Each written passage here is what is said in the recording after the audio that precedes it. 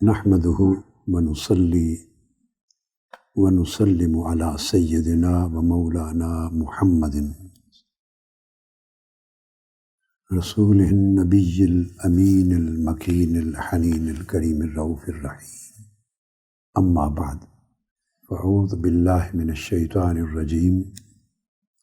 بسم الله الرحمن الرحيم. وإذا سألك عبادي عني فإني قریب اجیب دعوت الداع اذا دعان. صدق اللہ مولانا العظیم. محترم مشائخ علماء کرام، معزز خواتین و حضرات اور جملہ سامعین و سامعات، معتکفین و معتکفات اور دنیا بھر سے آج کی اس مبارک شب میں جو 27ویں رمضان المبارک کی شب مبارک ہے، اس مجلس میں ہمارے ساتھ شریک ہیں اپنی سماعت کے تعلق کے ساتھ. اللہ رب العزت سب کا اس مبارک رات میں جمع ہونا اور اللہ کا طالب اور سائل بن کے بیٹھنا اپنی بارگاہ میں قبول فرمائے. آج کی گفتگو جس کے لیے میں نے موضوع کا انتخاب کیا وہ ہے قرب الہی. قرب الہی کیا ہے، اس کا معنی کیا ہے، یہ حاصل کیسے ہوتا ہے اور پھر اس کی علامتیں کیا ہیں. یہ پتہ کیسے چلتا ہے کہ کسی کو قرب نصیب ہو گیا اللہ رب العزت کا. اس سبجیکٹ کی ابتدا اس تصور کو واضح کرنے سے کرتا ہوں، وہ یہ کہ اللہ رب العزت کا قرب کیا معنی رکھتا ہے. یہ بات سمجھنے والی. آپ کو معلوم ہے کہ اللہ رب العزت جسم اور جسمانیت سے پاک ہے. اس کا کوئی حصی وجود نہیں ہے.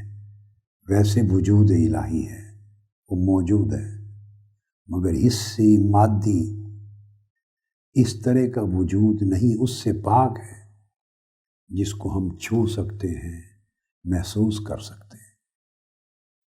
مادی وجود جو ہوتے ہیں اور جو مادی جسم ہوتے ہیں ان کے لیے قرب اور بعد کا معنی اور ہوتا ہے.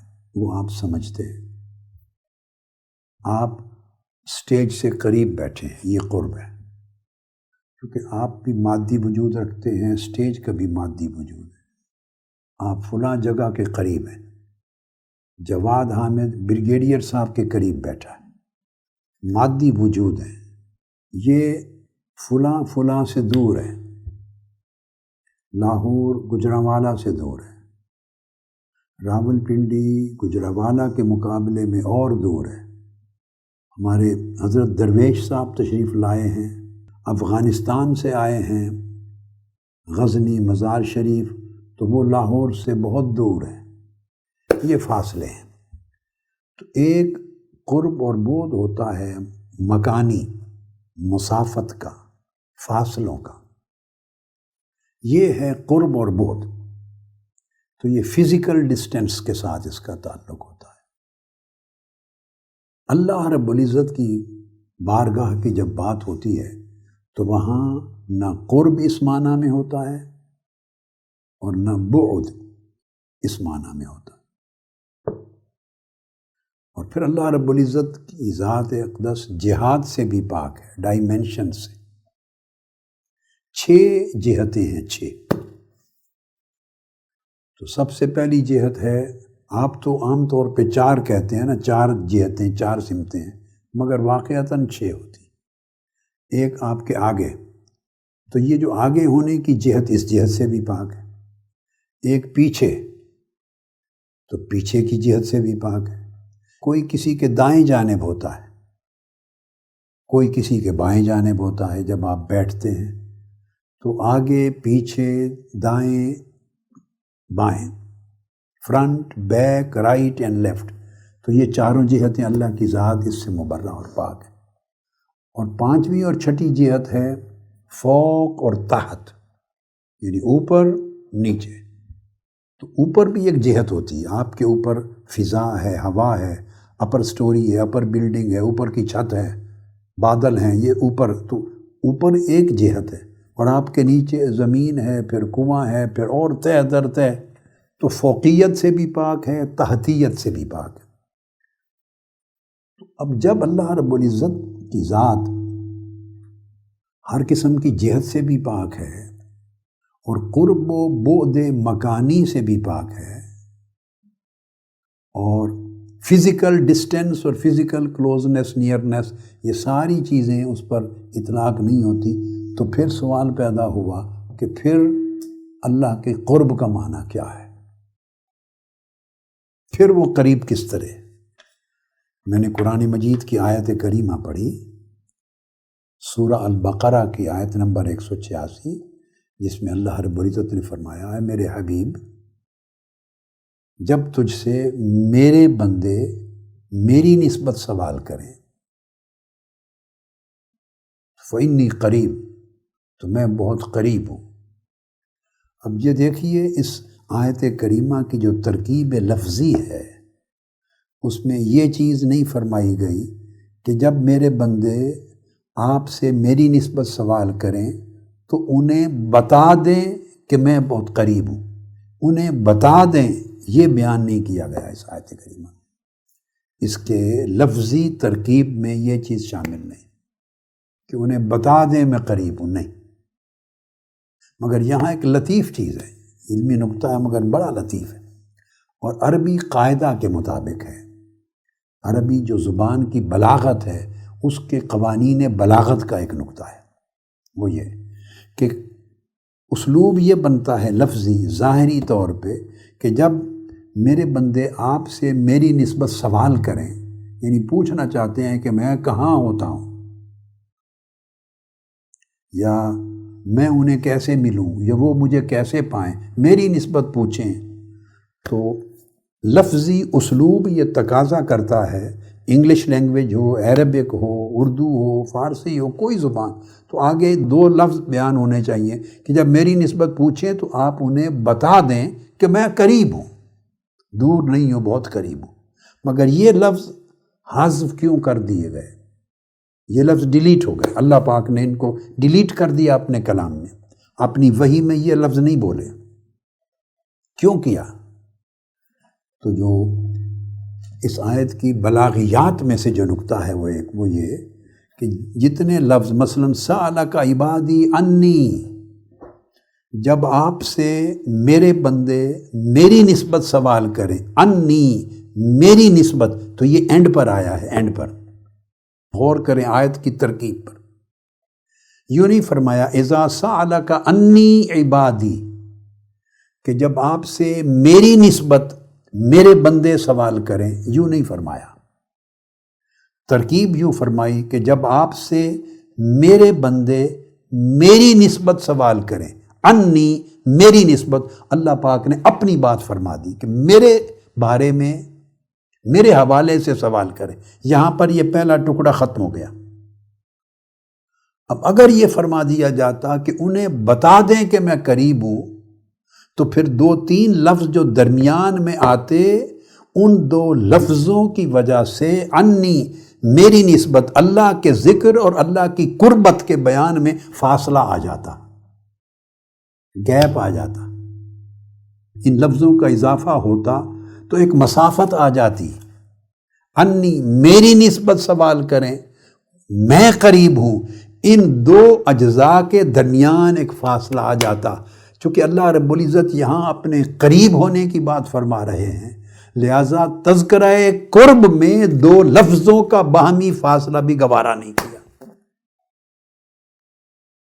کہ آپ انہیں بتا دیں، اس کو بھی حذف کر دیا کمال درجے کی قربت کا بیان کرنے کے لیے۔ تو اب دیکھیں جملے کا پہلا حصہ ختم ہو رہا ہے وَإِذَا سَأَلَكَ عِبَادِي عَنِّي، اور جب آپ سے سوال کریں میرے بندے میری نسبت فإنی قریب، میری نسبت تو میں بہت قریب ہوں۔ پہلا ٹکڑا ختم ہوا کہ میری نسبت، اور اگلا ٹکڑا شروع ہوا میں بہت قریب ہوں۔ اللہ پاک نے پچھلے حصے کے آخر پہ بھی اور اگلے جواب کے ابتدا میں بھی دونوں جگہ اپنا ذکر کیا۔ فرمایا اتنا قریب ہوں کہ تمہارے اور میرے درمیان کوئی اور شے حائل ہی نہیں ہے، میں نے کوئی حجاب نہیں رکھا، کوئی معنی، کوئی رکاوٹ نہیں رکھی اپنے اور تمہارے درمیان۔ اب سوچنے والی بات یہ ہے کہ جب اتنا قریب ہے کہ اس ذات نے ہمارے ساتھ اپنی قربت کے لیے صرف ایک لفظ کا جو فاصلہ ہے بعد ہے وہ بھی ہٹا دیا، اس کو بھی گوارا نہیں کیا، اتنا قریب ہے، پھر دور کون ہے؟ وہ تو قریب ہے۔ دور کون ہے؟ دور ہم ہیں، ہم دور ہیں۔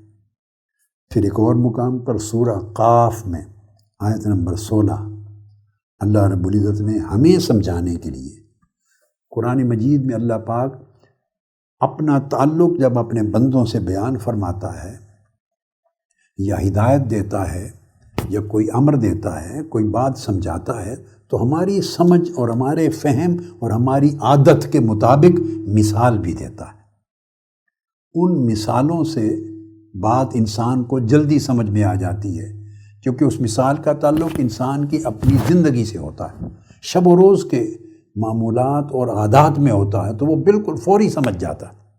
لہٰذا اس طرح مثال دینے کے لیے تاکہ ہمارے ذہن اس بات کو سمجھ جائیں، فرمایا وَنَحْنُ أَقْرَبُ إِلَيْهِ مِنْ حَبْلِ الْوَرِيدِ۔ الیہ یعنی اس بندے سے پوچھو، اس بندے کو بتاؤ، جو بھی شخص ہے، اپنا ہے، پرایا ہے، نیک ہے، بد ہے، متقی ہے، گنہگار ہے، مومن ہے، کافر ہے، جو بھی نفس انسانی ہے، فرمایا ہم اس کی شاہ رگ سے بھی زیادہ قریب ہیں۔ اب چونکہ شاہ رگ کو انسان سمجھتا ہے یہ شاہ رگ ہے، اگر آپ وہاں نائف چلا دیں، شاہ رگ کٹ جائے تو ڈیتھ ہو جاتی ہے، یعنی شاہ رگ اور انسان کی زندگی میں فاصلہ کوئی نہیں، جو ہی شاہ رگ کٹے تو نفس انسانی اس کی جان ختم۔ تو اب یوں کہہ لیں گویا زندگی شاہ رگ میں ہے، یا یوں کہہ لیں کہ شاہ رگ نے ہماری زندگی کو کنٹین کر رکھا ہے۔ تو بندے کو جب یہ بات ایزیلی سمجھ آتی ہے کہ یہ جو گلا ہے اس کی سب سے آگے رگ گزرتی ہے، آپ جب جانور بھی ذبح کرتے ہیں تو اس پر چھری چلاتے ہیں تو کٹ جاتی ہے، شاہ رگ کے کٹتے ہی زندگی ختم ہو جاتی ہے۔ تو اللہ رب العزت نے شاہ رگ کا لفظ حبل الورید استعمال کر کے، ورید شریان کو کہتے ہیں، ورید، اس کے لفظ کو استعمال کر کے دراصل ہمیں تصور دیا ہے، دیکھو تمہاری زندگی تمہارے کتنے قریب ہے۔ شاہ رگ ایک علامت ہے، علامتی طور پہ سمجھایا ہے کہ تم گیس کر سکتے ہو کہ تم میں اور تمہاری زندگی میں کتنا فاصلہ ہے۔ تمہاری زندگی اور تمہاری ذات کوئی فاصلہ سمجھ میں آتا ہے؟ زندگی ہے تو آپ کا وجود ہے، زندگی نہیں تو آپ مر گئے، آپ ختم ہو گئے، دفنا دیے گئے۔ تو اللہ رب العزت نے شاہ رگ حبل الورید کا لفظ بول کر ہماری زندگی اور ہمارے درمیان جو قربت ہے، قرب ہے، وہ سمجھایا، اور تمثیلاً وہ قرب بیان کر کے پھر فرمایا نحن اقرب الیہ، جتنی تمہاری زندگی تمہارے قریب ہے، سمجھ لو میں اس سے بھی زیادہ قریب ہوں۔ مقصد یہ ہوا کہ میں اتنا قریب ہوں کہ میرا قرب تمہاری سمجھ میں ہی نہیں آ سکتا، چونکہ زندگی سے زیادہ قریب تو کوئی شے نہیں ہے، چونکہ انسان کا وجود زندگی سے ہے، تو فرمایا میں اس سے بھی زیادہ قریب ہوں۔ یہ ہمیں سمجھانے کے لیے اللہ رب العزت نے بات بتائی۔ پھر قرب کو سمجھانے کے لیے حدیث پاک میں حضور نبی اکرم صلی اللہ تعالیٰ علیہ وآلہ وسلم نے بھی تمثیل دی ہے، مثال دی، اور مثال دی ہے حدیث قدسی کی زبان میں یعنی اللہ رب العزت کے کلمات ہیں، اور حضور علیہ الصلوۃ والسلام نے امت کو روایت کی ہے، ارشاد گرامی اللہ کا ہے، حدیث قدسی، وہ بھی بطور مثال دیا ہے۔ دو مثالیں میں دو حدیثوں سے دیتا ہوں۔ انسان سوچنا چاہتا ہے کہ اللہ میرے کتنے قریب ہے، اللہ کا میرے ساتھ تعلق کتنا ہے، اللہ کا معاملہ میرے ساتھ کیسے ہوگا۔ چونکہ انسان کو اپنے آپ پر اعتبار نہیں کہ اس کو پتہ ہے وہ خطا کار ہے، جھوٹ بولتا ہے، غلطیاں کرتا ہے، نادانیاں کرتا ہے، معصیت کرتا ہے، گناہ کرتا ہے، ایسے اعمال کرتا ہے جو اللہ سے دور لے جاتے ہیں۔ تو بندے کو اپنے حال کا علم ہے، چونکہ اپنے حال کا علم ہے اس لیے اسے بھروسہ نہیں کہ وہ میرے کتنا قریب ہوگا، چونکہ بندہ خود اللہ سے دور ہوتا جا رہا ہے، اللہ دور نہیں ہوتا، اس نے تو کہہ دیا میں تو قریب ہوں۔ اب یہاں ایک نکتہ سمجھا دوں کہ اللہ کا جو قرب ہے اس کا معنی یہ ہے، وہ ہے جو بندہ اپنے دل میں محسوس کرے، وہ اللہ کا قرب ہے، تاکہ آپ بیسک کنسپٹ کو سمجھ جائیں پھر آگے بڑھیں۔ قرب الہی وہ ہے جسے بندہ اپنے قلب میں، اپنے دل میں محسوس کرتا ہے۔ چونکہ ہماری یہ سیریز ہے اعتکاف کی، یہ سیریز کا موضوع بھی دل ہی چل رہا ہے کہ دل کی امراض کیا ہیں۔ دل مریض ہوتا ہے تو اللہ سے دور ہوتا ہے، اور دل قلب سلیم ہوتا ہے تو اللہ کے قریب ہوتا ہے۔ یہ قرب و بود ہم کرتے رہتے ہیں، کبھی ہم دور ہوتے ہیں اور کبھی ہم قریب ہوتے ہیں۔ گناہوں سے، نافرمانیوں اور معاصی سے دور ہو جاتے ہیں، اور طاعات اور عبادات اور نیکیوں سے قریب ہوتے چلے جاتے ہیں۔ تو قرب الہی کیسے ہوتا ہے؟ فرمایا قرب الہی وہ حال ہے جو بندہ اپنے دل کی آنکھ سے دیکھتا ہے کہ میں مولا کے کتنے قریب ہوں، تو مجھے اللہ کے قریب ہونے پر کیا کیفیت نصیب ہو رہی ہے۔ اور بندہ جب کسی بڑے کے قریب ہوتا ہے تو اتنا حیا ہوتا ہے، اس کو اتنا ادب ہوتا ہے، اس کی اتنی جھجک ہوتی ہے، اس کا اتنا ڈر ہوتا ہے۔ تو یہ میں اپنے دل سے دیکھتا ہوں، میرا دل دیکھتا ہے کہ میں کتنا قریب ہوں۔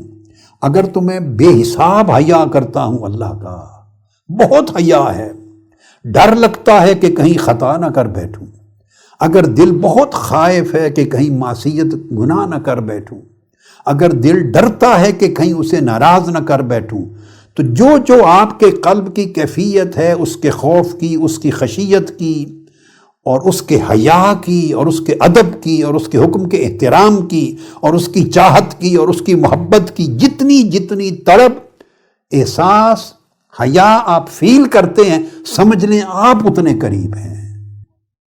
اور جو وہ حیا آپ کا کم ہوتا چلا جاتا ہے، سمجھیں آپ اللہ سے اتنا دور ہو گئے۔ آپ کو جو دل خوف نہیں پاتا اتنا دور ہو گئے۔ اللہ کے اوامر احکام کو توڑنے کا کوئی خوف اور دل پہ اثر نہیں ہوتا، سمجھیں اتنا دور ہو گئے۔ تو یہ ہمیں جتنی طاعات کثرت سے ہوتی ہیں اور اللہ کی نافرمانی پر جتنا حیا زیادہ آتا ہے اور آدمی اس حیا کی وجہ سے ڈرتا ہے، یہ علامت ہے اس بندے کے لیے کہ وہ اللہ کے قریب ہے۔ ورنہ اللہ تو قریب ہے ہی، وہ تو دور ہوتا ہی نہیں کسی سے۔ ہم نے فاصلے طے کرنے ہیں۔ نیک اعمال، اعمال بر اور اعمال طاعت اور اللہ کے حیا کو سامنے رکھ لیں، دل جتنا یہ کیفیت اور حالت محسوس کرے اتنا بندہ اللہ کے قریب۔ اب یہاں پر حدیث پاک دے دیتا ہوں جس میں آقا علیہ السلام نے ایک اور مثال دی قرب الہی کی۔ حضرت ابو ہریرہ رضی اللہ تعالیٰ عنہ سے مروی ہے، متفق علیہ حدیث ہے۔ اللہ رب العزت نے فرمایا یقول اللہ تعالیٰ انا عند ظن عبدی بی، میرا بندہ میرے بارے میں جیسا گمان کرتا ہے میں وہی معاملہ کرتا ہوں اس کے ساتھ۔ میرے بارے میں جو سوچتا ہے اللہ کا بندہ، اللہ پاک نے فرمایا میں اس کے ساتھ وہی معاملہ کرتا ہوں۔ وہ جتنا میرے قریب ہونا چاہتا ہے میں اس کے اسی طرح قریب ہوتا ہوں، حتیٰ کہ فرمایا وَأَنَا مَعَهُ إِذَا ذَكَرَنِي، جب وہ مجھے یاد کرتا ہے، ذکر کرتا ہے، تو جان لے کہ میں اس کے ساتھ ہوں، جو میرا ذکر کرتا ہے میں اس کا ہم نشین ہوں، اس کا جلیس ہوں۔ اور اس حدیث میں اینڈ پر فرمایا وَإِن تَقَرَّبَ إِلَيَّ شِبْرًا تَقَرَّبْتُ إِلَيْهِ ذِرَاعًا۔ اب یہ کہ بندہ اللہ کے قریب ہو اور اللہ کی قربت کو پائے، قرب الہی کو، فرمایا اگر وہ بندہ ایک بالشت، میں نے کہا نا مثال کے ذریعے اللہ پاک چیزوں کو سمجھاتے ہیں تاکہ ہماری سمجھ میں آ جائے، حالانکہ وہ ذات خود ان مثالوں سے پاک ہے۔ فرمایا اگر بندہ ایک بالشت، یہ ایک بالشت پوری، اگر ایک بالشت میرے قریب آئے، تقربت، وہ ایک بالشت قریب آئے تو قربت الیہ ذراعا، تو میں پورا ایک بازو اس کی طرف قریب آ جاتا ہوں۔ وَإِن تَقَرَّبَ إِلَيَّ ذِرَاعًا تَقَرَّبْتُ إِلَيْهِ بَاعًا، اور اگر وہ بندہ ایک بازو کے برابر میرے نزدیک آئے تو میں 2 بازوؤں کے برابر اس کے قریب ہو جاتا ہوں۔ پھر فرمایا وَإِنْ أَتَانِي يَمْشِي أَتَيْتُهُ هَرْوَلَةً، اگر وہ چلتا ہوا میری طرف آئے تو میں دوڑ کر اس کی طرف جاتا ہوں۔ دیکھو 3 مثالیں دی ہیں، حالانکہ وہ دوڑنے سے بھی پاک ہے، وہ بازوؤں کے فاصلے سے بھی پاک ہے، بالشتوں کے فاصلے سے بھی پاک ہے۔ ہمیں سمجھانے کے لیے کہا کہ ہے بندے، یعنی ایک بالشت قریب آئے کا کیا مطلب ہے؟ اگر تو ایک بالشت کے حساب سے میری اطاعت کرے، میری بندگی کرے، نیکی کرے، اعمال صالحہ کرے، اعمال بر کرے، وہ اعمال کرے، وہ ریاضت کرے جن سے میں راضی ہوتا ہوں، میری تابعداری کرے، میری وفاداری کرے، تو بالشت کا جو فاصلہ ہے، سمجھانے کا مطلب ہے اتنا بھی اگر کوئی نیکی، طاعت، عبادت، پرہیزگاری، نیک کام کرے اس قدر، تو میں اس کو اس سے 2 گنا، بازو کہنے کا مطلب ہے اس سے 2-4 گنا بڑھ کر اسے اپنی قربت سے نوازتا ہوں، اپنے قریب کر لیتا ہوں۔ اور اگر کوئی اس سے زیادہ نیکیاں کرے، طاعت کرے صدق کے دل سے، میری سچی چاہت کے ساتھ، تو میں اس سے کئی گنا زیادہ اس کو اور اپنی قربت عطا کر دیتا ہوں۔ اور اگر کوئی تھوڑا تھوڑا کرتے ہوئے یعنی چلتا ہوا میری طرف آنا چاہے تو میں دوڑتا ہوا اس کی طرف آتا ہوں، مطلب ہے میں اس کو بڑی تیزی کے ساتھ اپنی قربت کی نعمت سے نواز دیتا ہوں کہ بندہ مستعد ہو، بندہ کاوش کرے۔ تو فرمایا جواباً میرے انعام میں سرعت ہوگی اس کی رفتار سے بہت زیادہ عطا کرنے میں۔ یہ ایک حدیث کی مثال۔ اب یہ جو میں نے بات کی اور معنی سمجھایا، یہ صحیح مسلم کی حدیث میں یہ الفاظ آتے ہیں۔ فرمایا قال اذا تلقانی عبدی بشبر تلقیتہ بذراع، اگر میرا بندہ ایک بالشت میری طرف بڑھتا ہے، پہلا تو یہ فرمایا، تو میں ایک ہاتھ کے برابر اس کی طرف بڑھتا ہوں۔ وَإِذَا تَلَقَّانِي بِذِرَاعٍ تَلَقَّيْتُهُ بِبَاعٍ، اور اگر وہ ایک بازو کے برابر ایک بازو میری طرف بڑھتا ہے تو میں 2 بازوؤں کی طرح اس کی طرف بڑھتا ہوں۔ اینڈ پر فرمایا وَإِذَا تَلَقَّانِي بِبَاعٍ جِئْتُهُ أَتَيْتُهُ بِأَسْرَعَ، اور اگر وہ میری طرف 2 ہاتھ بڑھتا ہے اور کوشش کرتا ہے میرے قریب آنے کی، اور کوشش کرتا ہے وہ فاصلے مٹانے کی جو اس نے اپنی خطاؤں سے، غلطیوں سے، غفلتوں سے، گناہوں سے، نافرمانیوں سے مجھ سے منہ موڑ کر جو فاصلے پیدا کر لیے تھے، اگر وہ کوشش کرتا ہے کہ فاصلے مٹائے، میرے قریب آئے، تو فرمایا اتیتہ باسرع، تو میں اس سے کئی گنا زیادہ تیزی کے ساتھ اسے قبولیت دیتا ہوں اور تیزی کے ساتھ اسے اپنی قربت سے نوازتا ہوں۔ یہاں لفظ تیزی فرما دیا۔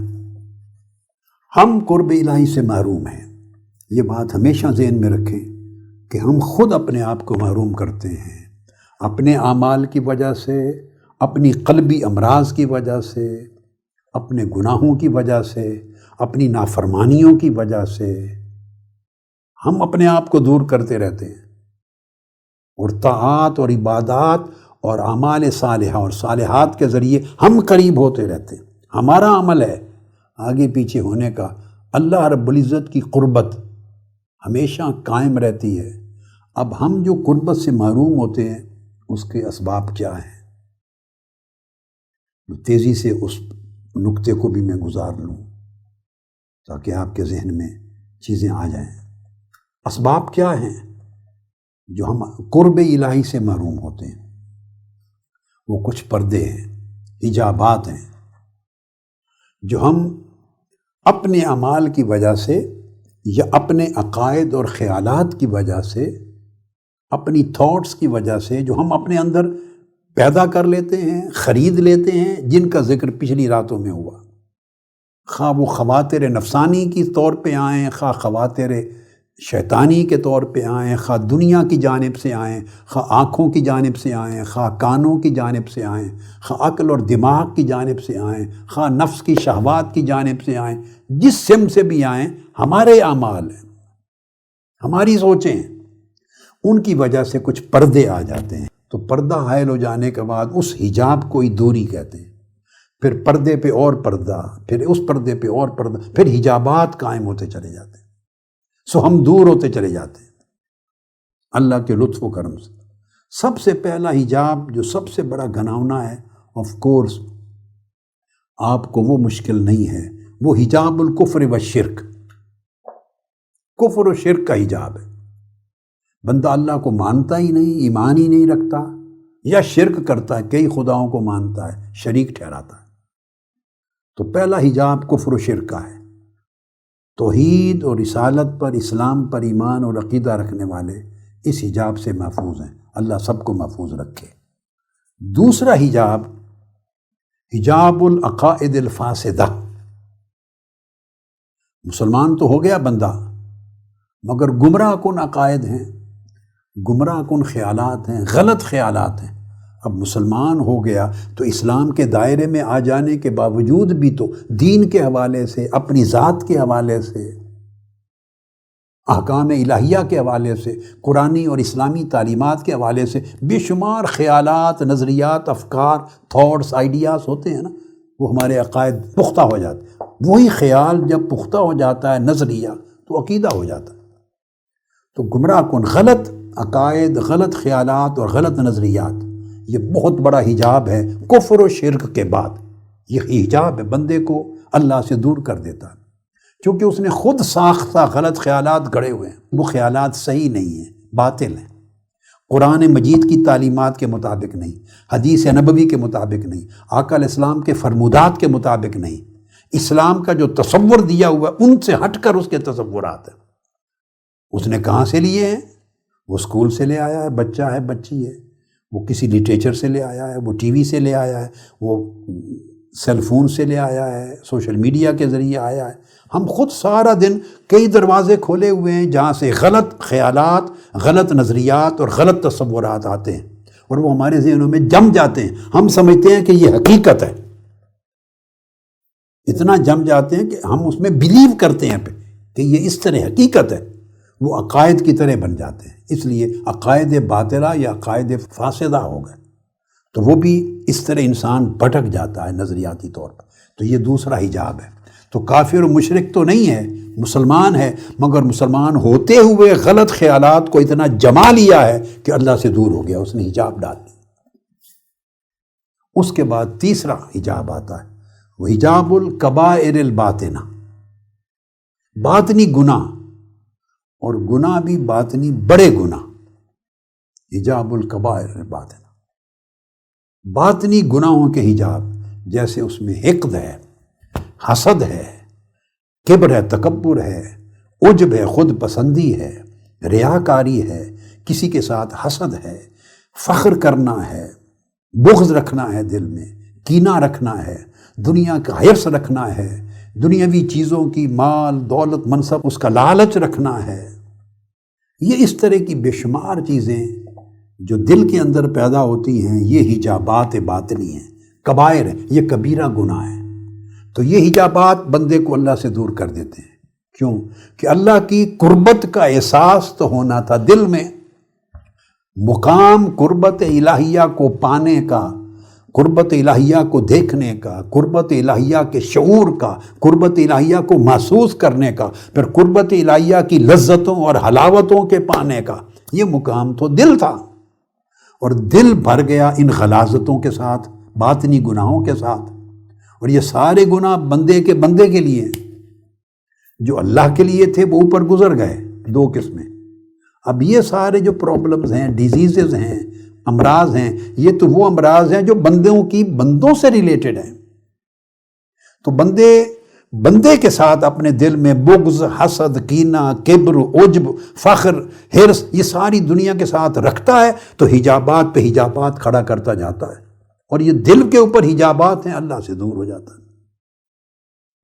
پھر چوتھی قسم ہے حجاب الکبائر الظاہرہ، جو ظاہری گناہ ہیں ان میں کبیرہ گناہ، یہ قتل نفس ہے، بدکاری ہے، والدین کی نافرمانی ہے، سارے محرمات جن کو اللہ اور اس کے رسول نے حرام قرار دیا، یہ کبائر جو گناہ ہیں، کبائر ہیں، تو وہ ان ظاہری کبیرہ گناہوں کا حجاب جو آدمی ان کو مرتکب کرتا ہے، حرام کھاتا ہے، حرام بات کرتا ہے، محرمات ہیں، تو ان کے حجابات پیدا ہوتے ہیں، وہ بندے کو اللہ کے قریب نہیں ہونے دیتے۔ پانچواں حجاب ہے حجاب الصغائر من الذنوب، پہلے حجاب الکبائر، کبیرہ گناہوں کے حجاب، پھر اس کے بعد اس سے چھوٹا صغائر کا حجاب۔ سینکڑوں قسمیں ہیں گناہوں کی، ہر وہ کام جو اللہ اور اس کے رسول کے دیے ہوئے طریق سے ہٹ کر اس کے خلاف ہے، صغائر۔ آپ کا عمل ہے، کسی کا دل توڑ دیا، کوئی غفلت ہو گئی، زیادتی کر دی، اونچ نیچ کر دی، معاملے میں کمی بیشی کر دی، حقوق کی ادائیگی میں، بڑوں کے احترام میں، چھوٹوں کی شفقت میں، حساب کتاب میں، یہ سارے اتنے صغائر ہیں اور کبائر کے نیچے چھپے ہوئے جن کا انسان کو ادراک نہیں ہے۔ تو یہ ہر صغیرہ گناہ ایک پردہ پھر ایک اور پردہ حائل کرتا چلا جاتا، اور یہ گناہ کبائر ہوں یا صغائر، کثرت سے عبادات بھی کرتے رہیں تو سمجھ لیں عبادات کثرت سے کرنے اور توبہ کرنے سے اس کے عذاب میں تخفیف یا کمی یا چھٹکارا تو ہو سکتا ہے، مگر جب تک یہ ترک نہ ہو اس وقت تک جو حجاب پڑ گیا تھا وہ ختم نہیں ہوتا۔ حجاب ختم کرنے کے لیے ان تمام چیزوں کا ترک کرنا ضروری ہے۔ یہ 5 حجابات ہوئے، یہ قلب کے وہ امراض اور وہ حالات ہیں اور وہ رذائل ہیں جو حجابات بن کر بندے کو قرب الہی سے محروم کرتے ہیں۔ اب چھٹی قسم بڑی عجیب، وہ حجاب الفضلات والتوسع فی المباحات۔ اب چھٹی قسم وہ ہے جو کبیرہ گناہ بھی نہیں ہے، صغیرہ گناہ بھی نہیں ہے، اور باطنی گناہ بھی نہیں ہے، گناہ کے زمرے میں نہیں آتے، مگر فضول چیزیں شریعت کی روح سے ٹیکنیکلی سپیکنگ مباح ہیں، ان کے کرنے سے گناہ نہیں، نہ ثواب ہے نہ گناہ ہے، مگر اتنی بیکار چیزیں ہیں، وہ بیکار لغو کام جو انسان کرتا رہتا ہے، تو اس بیکار اور لغو چیز کا جو گناہ نہیں بھی، وہ بھی چھوٹا سا ہلکا حجاب ڈالتی رہتی ہے، کیونکہ اوقات ضائع ہوتے ہیں۔ اس وقت میں بندہ کوئی نیکی کا کام کر لیتا، کوئی سچائی کر لیتا، کوئی بھلائی کر لیتا، کسی پر احسان کر لیتا، بچوں کی خدمت کر لیتا، بہن بھائیوں کے ساتھ بھلائی کر لیتا، اللہ کی کسی اور مخلوق کی بھلائی کر لیتا، کوئی مطالعہ کر لیتا، کچھ اور کرتا جس میں کسی قسم کی برائی کی طرف نہ جاتا کوئی معاملہ، تو وہ فضول چیزیں ہیں اور مباح ہیں، مگر وقت کا ایسا ضیاع ہے کہ کثرت کے ساتھ وہ کرتے کرتے کرتے حجابات بن جاتے ہیں، جس کو ہم کہتے ہیں میں ذرا فلاں کے ساتھ گپ شپ لگانے کے لیے بیٹھے تھے، تو گھنٹوں گپ شپ لگانے کے لیے بیٹھتے ہیں، یہ حجابات بن جاتے ہیں۔ 6 قسمیں ہو گئی۔ اب 7ویں قسم یہ بڑا باطنی حجاب ہے، حجاب الغفلت عن الاستحضار، غفلت عن الاستحضار، یعنی آپ ذکر کریں، تسبیح کریں، عبادت کریں، اس کے اندر بھی ایک حجاب ہو سکتا ہے، کیونکہ جو کچھ کر رہے ہیں دل غافل ہے اس میں۔ وَلَا تُطِعْ مَنْ أَغْفَلْنَا قَلْبَهُ عَنْ ذِكْرِنَا، تسبیح کرتے ہیں مگر دل اس تسبیح کے ساتھ نہیں ہے۔ تو دل کی جو غفلت ہے اور استحضار سے، یعنی عبادت کر رہے ہیں مگر اللہ کے حضور حاضر نہیں ہے، سوچ اور دل جمعی نہیں ہے، آپ پکار رہے ہیں نماز میں اور دعا میں اللہ پاک کو، مگر پکارتے ہوئے اسے سامنے نہیں دیکھ رہے اپنی قلب کی نگاہ سے، ایسے فیل نہیں کر رہے کہ میں اس سے بات کر رہا ہوں، میں اس کو سنا رہا ہوں، اس کے حضور کھڑا ہوں، اس کی بارگاہ میں سجدہ ریزی کر رہا ہوں، گڑ گڑا رہا ہوں۔ یہ جو کانسیپٹ حضوری کا ہے اس سے محروم ہوتا ہے، یہ غفلت ہے دل کی، اس کا بھی حجاب ہوتا ہے۔ یہ 7 قسموں کے حجاب میں نے بیان کیے، 7 قسموں کے، یہ 7 حجابات ایسے ہیں، اور ایک ایک حجاب کے اندر پھر بے شمار اعمال اور افعال ہیں، ایک ایک حجاب کے اندر بہت سے افعال آ جاتے ہیں۔ یہ ایسے ہیں کہ یہ حجابات بندے کو قرب الہی سے محروم کرتے ہیں، اللہ سے دور کر دیتے ہیں، پھر اس کے نقصانات ہو جاتے ہیں۔ اور یہ 7 حجابات جب پڑھتے ہیں انسان کے دل پر تو ان کے چینل 4 ہیں، میں پھر ریپیٹ کر دوں۔ کون سے دروازے ہیں جن سے وہ اسباب داخل ہوتے ہیں ان حجابات کے لیے، ان پردوں کے لیے؟ وہ 4 دروازے ہیں جن سے داخل ہوتے ہیں کوئی گناہ، کوئی خیالات، کچھ خواہشات، کچھ شہوات، کچھ تمنائیں، کچھ سوچیں، کچھ تصورات، کچھ نظریات۔ وہ 4 راستوں سے داخل ہوتے ہیں۔ یہ 4 چیزیں سبب بنتی ہیں، 4 چیزیں سبب بنتی ہیں ان حجابات کے قائم کرنے کی۔ ایک عنصر نفس ہے، انسان کا اپنا نفس ہے اپنے اندر، ایک شیطان ہے، 2 شیطان، ایک خواہش ہے، ایک دنیا ہے۔ پھر ریپیٹ کر دیتا ہوں کیونکہ آگے مضمون کو لے کے جانا ہے میں نے۔ صرف نفس ایک مقام ہے جہاں سے جو اس کا عنصر، عناصر اربع بتا رہا ہوں، دوسرا شیطان ہے، تیسرا ہوا و خواہش ہے، چوتھی دنیا۔ یہ 4 عناصر ہیں جو سبب بنتے ہیں بندے کو محروم کرنے کے، اللہ رب العزت کی قربت سے محروم کرتے ہیں۔ یہ عناصر اور یہ اسباب ہو گئے، حجابات ہو گئے جو قرب سے محروم کرتے اور دور کرتے ہیں۔ اب اگلا سوال پیدا ہوگا، اب کچھ ایسے عناصر اور ایسے اسباب جو قرب عطا کریں، جو بندے کو قرب الہی کی طرف لے جائیں، دوری ختم کریں، تو ہاں اب یہ سبجیکٹ میں نے زندگی میں جتنا کچھ دیکھا، پڑھا، سوچا، سمجھا، برتا، عمل کیا، مشاہدہ کیا، مطالعہ کیا، سب کا خلاصہ یہ ہے، سارے اعمال کچھ نہ کچھ خیر دیتے ہیں۔ ہر عمل کی ایک اپنی نوعیت ہوتی ہے، اس کا ایک اپنا جوہر ہوتا ہے، اس کا ایک اپنا اثر ہوتا ہے، اور وہ اثر آپ کو کچھ نہ کچھ آگے کرتا ہے، کچھ نہ کچھ دیتا ہے۔ مگر ایک عمل ایسا ہے جو سب سے زیادہ مجرب ہے آپ کو مقرب کرنے کے۔ جب بندہ اللہ کی قربت سے نوازا جاتا ہے تو اس بندے کو قریب نہیں کہتے، اس کو کہتے ہیں مقرب، اس کو قریب کر دیا گیا۔ سبحان اللہ۔ اللہ جو نوازتا ہے قربت تو خود کو قریب کہتا ہے، میں قریب ہوں۔ مگر جس بندے کو قربت عطا کی جاتی ہے تو بندے کو قریب نہیں کہتے، بندے کو کہتے ہیں یہ مقرب ہے اللہ کی بارگاہ میں، یہ اللہ کا مقرب ہے، یعنی اس کو قرب عطا کر دیا گیا ہے، اس کو قرب سے نوازا گیا ہے، تاکہ قرب کی نسبت بندے کے عمل یا فعل کی طرف نہ ہو، اس سے رعونت پیدا ہوتی ہے۔ تو لفظ مقرب کا استعمال کرنا اٹ سیلف دلالت کرتا ہے کہ بندہ سب کچھ سرنڈر کرتا ہے، کہتا ہے میں کچھ نہیں ہوں، میرا کوئی عمل باعث نہیں بنا، تو سب سے پہلے بندہ سرنڈر کر دیتا ہے۔ اور خود کو اللہ کے حضور سرنڈر کرنا کہ کسی چیز کو، نیکی کو اون نہ کرنا، کسی چیز کا سبب اپنی طرف منسوب نہ کرنا، اس ٹائٹل کو بھی اپنے پاس سے ہٹا دینا کہ میں قریب ہوں، کسی بندے کو اجازت نہیں کہے میں قریب ہوں، نہ کسی اللہ کے بندے نے کہا، یہ اللہ کا حق ہے، وہ جس کو قرب سے نوازتا ہے اس کے لیے مفعول کا صیغہ دیتا ہے کہ یہ مقرب ہے، اس کو قرب عطا کر دیا گیا، اس کو قربت سے نواز دیا گیا۔ اور یہ جو نقطہ ہے یہ ادب ہے۔ میں نے دیکھا ہے اور آپ کو نچوڑ بتا رہا ہوں، سارے اعمال فائدہ دیتے ہیں، مگر قرب الہی کی طرف جو سفر ہے اس کی ابتدا ادب سے ہوتی ہے۔ ادب جیسا کوئی عمل نہیں جو قرب الہی کی طرف لے جائے۔ قرب کا پہلا دروازہ ادب ہے۔ بولیے، کہیے اپنی زبان، قرب کا پہلا دروازہ ادب ہے، اور سری طریق، سری سفر ادب طے کرواتا ہے قرب الہی کی طرف۔ یہاں سورہ اعراف میں اور ایک اور مقام پر قرآن مجید میں آتا ہے، مشہور واقعہ ہے فرعون کا اور موسیٰ علیہ السلام کا۔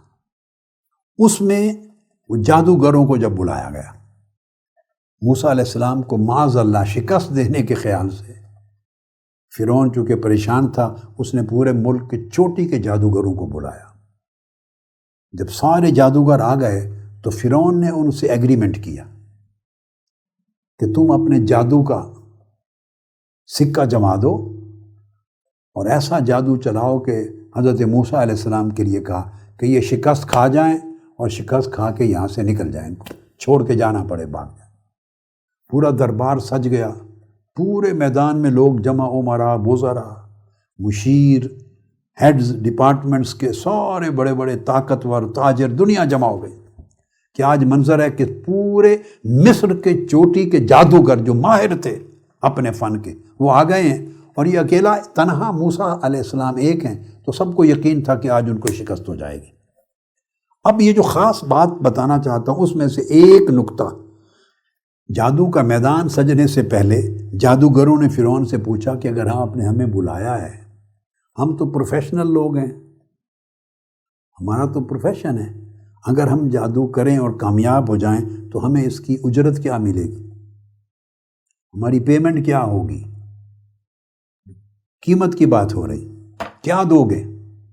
قرآن مجید میں اعوذ باللہ من الشیطان الرجیم، وجاء السحرۃ فرعون قالوا ان لنا لاجرا ان کنا نحن الغالبین۔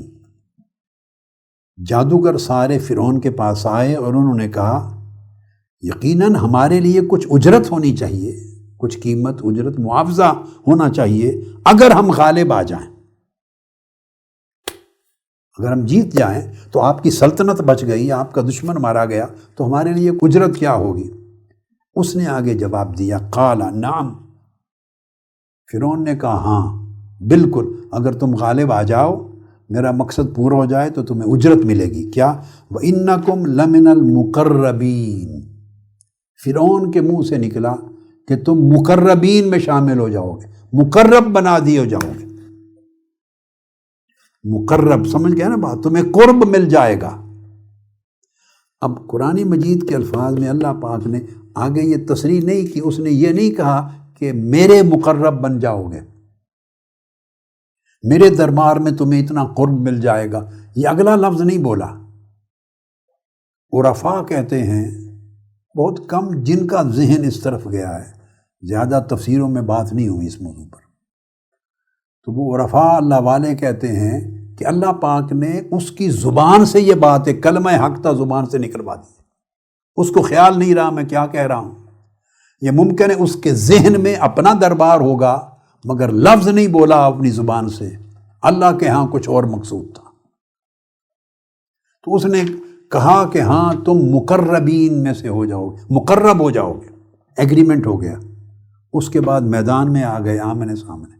اب جادوگروں نے یہاں گفتگو کی، موسیٰ علیہ السلام سے عرض کیا، قالو، ان جادوگروں نے کہا، یا موسیٰ، اے موسیٰ، اما ان تلقی و اما ان نکون نحن الملقین۔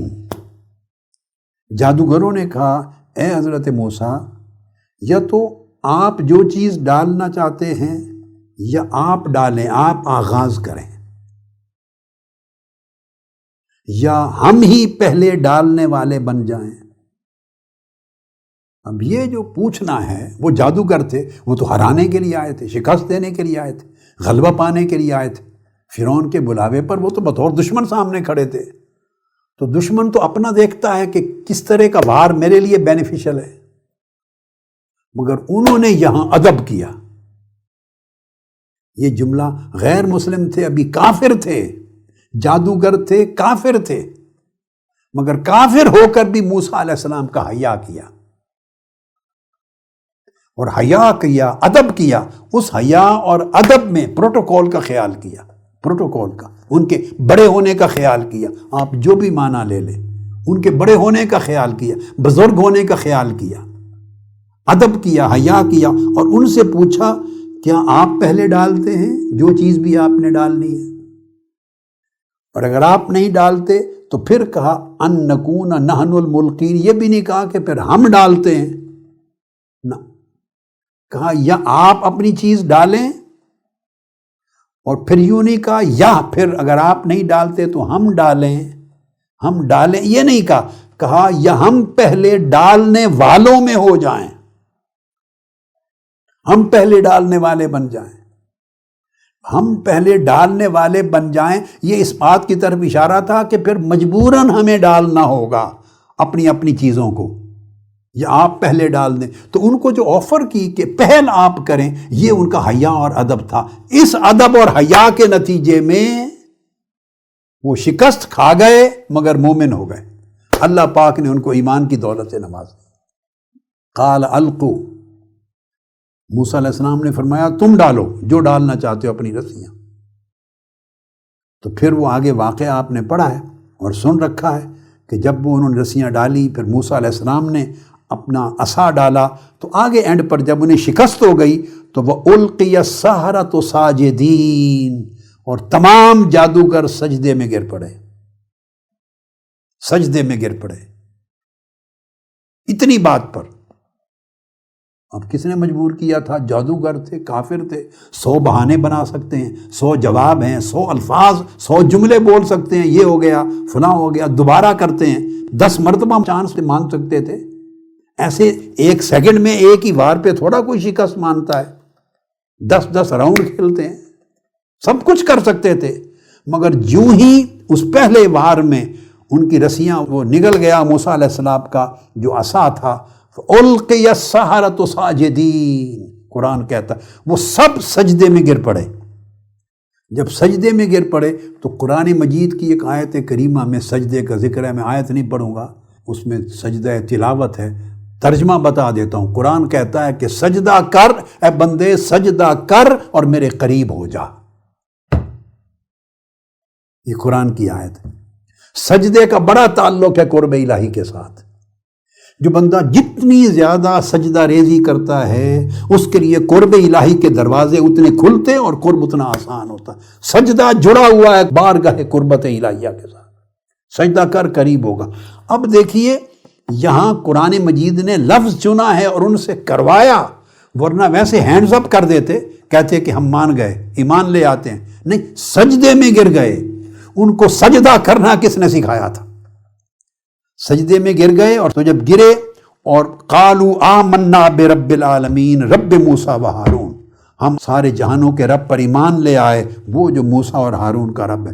پھر فرعون ان کے ساتھ مخاطب ہوا کہ تمہیں مار دوں گا، ہاتھ پاؤں کاٹ دوں گا، پھانسی دے دوں گا، وغیرہ وغیرہ۔ مگر اب یہاں سے جو نقطہ بتانا چاہتا ہوں، وہ کون سا عمل تھا جس نے ایک لمحہ میں ان کافر جادوگروں کو مومن بنا دیا؟ وہ ان کا ادب تھا۔ ادب نے ان کی قسمت بدل دی، تقدیر بدل دی۔ شکست ہونے کے بعد تو بندہ اور زیادہ اکھڑتا ہے، شکست تو مانتا کوئی نہیں دنیا میں، شکست ہونے کے بعد تو اور غصے میں آتا ہے اور جلال میں آتا ہے، پھر تیاری کرتا ہے۔ تو وہ ایک پہلی شکست پر سجدے میں گر کر کے ایمان لائیں، یہ دراصل نعمت تھی جو اللہ نے پہلے ہی فرعون کے منہ سے یہ لفظ نکلوا دیا تھا اور کہہ دیا تھا کہ وَإِنَّكُمْ لَمِنَ الْمُقَرَّبِينَ، تم مقربین میں سے ہو جاؤ گے۔ سو جادو کی شکست نے انہیں اللہ کا مقرب بنا دیا، مومن بنا دیا۔ اور یہ صرف جس عمل نے انہیں اس درجے تک پہنچایا وہ عمل ادب تھا۔ تو سن لیں، پہلا نقطہ یہ واضح ہوا، جیسے میں نے بتایا کہ مختلف عوامل ہیں، عناصر ہیں، جن عناصر سے اسباب جنم لیتے ہیں اور گزرگاہ بنا کے دل میں پہنچتے ہیں اور حجابات قائم ہوتے ہیں، اور وہ حجابات بندے کی اللہ سے دوری کا باعث بنتے ہیں۔ اب اس کے برعکس میں نے کہا وہ پہلا عنصر جو راستہ کھولتا ہے اور حجاب اٹھاتا ہے اور اللہ کے قرب کا باعث بنتا ہے یا قرب کی طرف لے جاتا، وہ ادب ہے۔ اب اس کے بعد دوسری چیز بتاتا ہوں۔ ادب کی بات آپ نے سن لی، اب ایک دوسرا عمل حضرت قیس العامری بیان کرتے ہیں کہ حضور نبی اکرم صلی اللہ علیہ وسلم نے ارشاد فرمایا کہ اللہ کے نبی حضرت داؤد علیہ السلام نے عرض کیا اللہ کی بارگاہ میں، حضرت داؤد علیہ السلام نے عرض کیا، قال یا رب علمنی شیئا اتقرب بہ الیک، اے اللہ مجھے کوئی ایسی چیز سکھا دے جس کے ذریعے مجھے تیرا قرب نصیب ہو جائے، کوئی ایسی ایک چیز سکھا دے جس سے قرب نصیب ہو جائے۔ اب یہ بات توجہ طلب ہے۔ ادب کی پہلی بات آپ کے ذہن میں آ گئی، وہ ادب الہی ہے، ادب رسالت مآب ہے، ادب صالحین ہے۔ ادب قرب کی طرف لے جاتا ہے، ہر عمل پر اس کی مقبولیت اور محبوبیت چھائی ہوئی ہے۔ ہر عمل جو ادب سے خالی ہے وہ نہ مقبول رہتا ہے نہ حسین رہتا ہے، یعنی ادب ہر عمل کو بھی حسین و جمیل بنا دیتا ہے۔ ادب زبان اور گفتگو کو حسین بناتا ہے، ادب بات چیت میں اثرات زیادہ بڑھا دیتا ہے، ادب تعلق میں خوشگواری پیدا کر دیتا ہے۔ جتنے آداب آپ کے اچھے ہوتے جاتے ہیں، آداب جمیلہ، اتنی قبولیت بڑھتی جاتی ہے۔ تو جیسے آپس میں بڑھتی ہے ویسے اللہ کی بارگاہ میں بڑھتی ہے۔ اچھے ادب والے کو بندہ قریب کرتا ہے، اس طرح اللہ بھی قریب کرتا ہے۔ اب اس کے بعد اگلی چیز نیکسٹ، آپ نے بھی پوچھا کہ باری تعالیٰ کون سی چیز ہے جس کے ذریعے تیرا قرب مل جائے؟ قال نعم یا داؤد اعلمک شیئا، ہاں میرے داؤد میں تمہیں ایک چیز بتاتا ہوں جس سے میرا قرب ملے۔ قال وما ہوا یا رب، میرے مولا وہ کیا ہے؟ قال لا تغتب عبادی المسلمین، میرے بندوں کی کبھی چغلی نہ کرنا، یعنی میرے بندوں کی پشت پیچھے خرابی نہ بیان کرنا، لا تغتب غیبت نہ کرنا، ولا تحسد عبدا لی اذا رأیت فضل نعمتی علیہ، اور جب میرے کسی بندے کو دیکھیں اچھا ہے یا برا مگر اس پر میری نعمت دیکھیں کہ میں نے زیادہ دیا ہے، زیادہ کرم کیا ہے، زیادہ عزت دی ہے، زیادہ دولت دی ہے، زیادہ مال دیا ہے، زیادہ جاہ و منصب دیا ہے، کوئی نعمت دنیا کی آخرت کی اگر دیکھیں کہ آپ سے زیادہ دی ہے میں نے، تو میرے بندے کی نعمت زیادہ دیکھ کر اس پر کبھی حسد نہ کر، جیلس نہ ہو، بیک بائٹنگ نہ کر اور کسی پر جیلسی نہ کر، یعنی دل کو اتنا نرم اور اتنا وسیع بنا لے کہ نہ وہ کسی کی برائی دیکھے نہ کرے، برائی دیکھے تو اس کا تذکرہ نہ کرے اور اچھائی دیکھے تو اس پر کوڑے نہیں، کسی میں برائی دیکھے تو اسے بیان نہ کرے، زبان پر نہ لائے، اور کسی میں اچھائی اور بھلائی دیکھے تو اس پر دل نہ کوڑے، حسد نہ کرے۔ فرمایا اگر دل کو ایسا کر لے تو میرا قرب بڑا آسان ہے، میرا قرب نصیب ہو جائے گا۔ جب یہ آیت کریمہ حضرت یحییٰ بن معاذ جب وہ پڑھتے نحن اقرب الیہ من حبل الورید، ہر کس و ناکس، اچھے برے کافر مومن ہر جان کے شہرک کے بھی زیادہ قریب ہیں ہم، جب یہ آیت پڑھتے تو وہ کہتے میرے مولا شہرک سے بھی زیادہ قریب ہونا، یہ قرب تو نے ان لوگوں بھی عطا کر دیا ہے جو خود تیرے قریب نہیں ہوتے، جنہیں خود تیرا قرب نہیں چاہیے، تجھ سے دور ہیں، ان سے تو اتنا قریب ہے جو تجھ سے دور ہیں۔ تو مولا جو لوگ تیرے قریب آنا چاہتے ہیں اور قریب ہو گئے، ان کے ساتھ تیرے قرب کا عالم کیا ہوگا؟ جو تجھ سے دور ہیں تو اتنا ان کے قریب ہے، اور جو تجھ سے دور نہیں رہے، اپنی طاعتوں کے ذریعے، اعمال صالحہ کے ذریعے، سجدوں کے ذریعے، دل کی وسعت کے ذریعے، کشادگی کے ذریعے، دل کی طہارت کے ذریعے، ظاہر باطن کو صاف کرنے کے لیے صدق اور اخلاص کے ساتھ تیری طرف بڑھنا چاہتے ہیں اور بڑھ رہے ہیں، ان کے ساتھ تیرے قرب کا عالم کیا ہوگا؟ تو جو لوگ اللہ کے موافق ہو جاتے ہیں، یاد رکھنا، جو دور ہیں وہ اللہ کے مخالف ہیں، یعنی اللہ کے امر کے مخالف، اللہ کے حکم کے مخالف ہیں، ان کی طبیعت اللہ کے احکام کے ساتھ مناسبت نہیں رکھتی، وہ دور ہو گئے۔ اور جو اللہ کے تابع دار وفادار ہو جاتے ہیں وہ اپنے دلوں میں طبیعتوں میں یہ تبدیلی لاتے ہیں کہ اللہ کا جو حکم ہے وہ ان کی طبیعت میں جگہ پاتا ہے، ان کی طبیعت راحت پاتی ہے، ان سے ان کی طبیعتیں موافق ہو جاتی ہیں۔ جیسے آپ آپس میں کہتے ہیں نا، یہ دو بھائی ہیں مگر ان کی طبیعتیں موافق نہیں ہیں آپس میں، یہ مجھے سردی موافق نہیں آتی، کوئی کہتا مجھے گرمی موافق نہیں آتی، لفظ بولتے ہیں نا، مجھے یہ آب و ہوا، یہ موسم، یہ جگہ موافق نہیں ہے۔ موافق کا مطلب جان جس چیز سے راحت پائے، جان جس چیز میں سکون پائے، اطمینان پائے، اسے کوئی تنگی پریشانی ضرر نہ ہو، اس کو کہتے ہیں موافقت ہے۔ ریلیکس فیل کریں، اور جہاں آپ گھٹن فیل کریں، ریلیکس فیل نہ کریں، سکون اور راحت، کمفرٹ زون نہ ہو جہاں، اس کو کہتے ہیں عدم موافقت یا مخالفت۔ اب یہ جو لفظ بول رہا ہوں، قرب الہی کا راستہ اس وقت کھلتا ہے جب آپ کے دل اور طبیعت میں اللہ کے احکام کے ساتھ موافقت پیدا ہو جاتی ہے۔ یعنی اب آپ اللہ کے احکام کی بجا آوری تکلفاً نہیں کر رہے ہوتے، یعنی اپنے آپ کو مجبور کر کے دھکیل کے نہیں لے جا رہے نماز کے لیے، نماز کا وقت ہو گیا، اچھا چلو اب نماز پڑھ لیں، یعنی طبیعت، زبان سے نہیں کر رہے، طبیعت کو مجبور کر کے اللہ کی غلامی، عبادت گزاری، بندگی، طاعت کی طرف نہیں راغب کر رہے، نہیں، طبیعت میں اتنی موافقت ہو گئی ہے اللہ کے ساتھ اور اللہ کے احکام کے ساتھ کہ آپ کو راحت ملتی ہے۔ جیسے ایک سپورٹس مین ہے، گیم پہ جاتا ہے تو اس کو راحت ملتی ہے، جم میں جاتے ہیں آپ لوگ تو جسم کا خیال بھی ہے اور آدمی اس میں بڑا کمفرٹ فیل کرتا ہے، دوستوں کے ساتھ کھیلتا ہے، کمفرٹ زون میں ہوتا ہے، فلاں بندے کے ساتھ میں کمفرٹیبل فیل نہیں کرتا مگر فلاں فرینڈز کے ساتھ کمفرٹیبل، تو آپ کے اپنے زون آف کمفرٹس ہوتے ہیں، کمفرٹیبلٹی ہوتی ہے، کسی کے ساتھ ہوتی ہے طبیعت، کسی کے ساتھ نہیں، تنظیموں میں ہوتا ہے۔ یہ جو طبیعتوں میں موافقت نہ ہونا یہ نقصان دیتی ہے، ضرر دیتی ہے۔ وہ طبیعتیں بڑی اعلیٰ ہیں کہ جو صرف خیر پر فوکس کر کے اپنی موافقت پیدا کر لیتی اور شر کو نظر انداز کرتی، کسی کی کمزوری ہے، برائی ہے، اس کو اگنور کر دیتی ہے، جو اس میں خیر کا پہلو ہے اس خیر کے پہلو سے اپنی خیر کی طبعی موافقت پیدا کر دیتی۔ یہ بڑا کام ہے کرنے والا۔ اگر موافقت اللہ کے احکام کے ساتھ ہو جائے تو قرب کا دروازہ کھلتا ہے۔ جب یہ پوائنٹ ذہن میں رکھ لیا، امام ابو سعد النیشاپوری نے تہذیب الاسرار میں بیان کیا، آپ فرماتے ہیں، یہ حضرت ذوالنون مصری کا واقعہ ہے اور ایک نے حضرت یحییٰ بن معاذ کی روایت سے بھی بیان کی۔ وہ فرماتے ہیں کہ میں کعبۃ اللہ کے حرم میں تھا، میں نے دیکھا ایک شخص کعبے کا طواف کر رہا ہے اور اس کا جسم نحیف ہے، کمزور جسم ہے، اور رنگ بھی اس کا زرد ہوا ہے، پیل ہے، جیسے خوف کی کیفیت ہے۔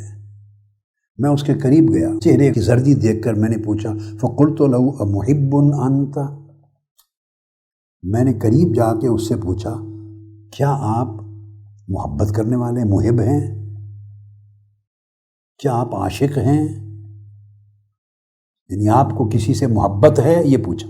جواب میں اس جوان نے مجھے کہا، قال نعم، ہاں محبت ہے۔ پھر میں نے دوسرا سوال کیا، قلت حبیبک منک قریب ام بعید، کیا جو آپ کا محبوب ہے وہ آپ کے قریب ہے یا آپ سے دور ہے؟ قریب ہے یا دور ہے؟ قال قریب، اس نے جواب دیا، میرا محبوب میرے قریب ہے۔ پھر میں نے سوال کیا، فقلت موافق او غیر موافق، آپ کے ساتھ اس کی موافقت ہے، یعنی خوش رہتا ہے آپ کے ساتھ، یا غیر موافق ہے، راضی رہتا ہے آپ سے یا ناراض رہتا ہے؟ قال موافق، میرے ساتھ بہت راضی رہتا ہے، بڑا موافق ہے۔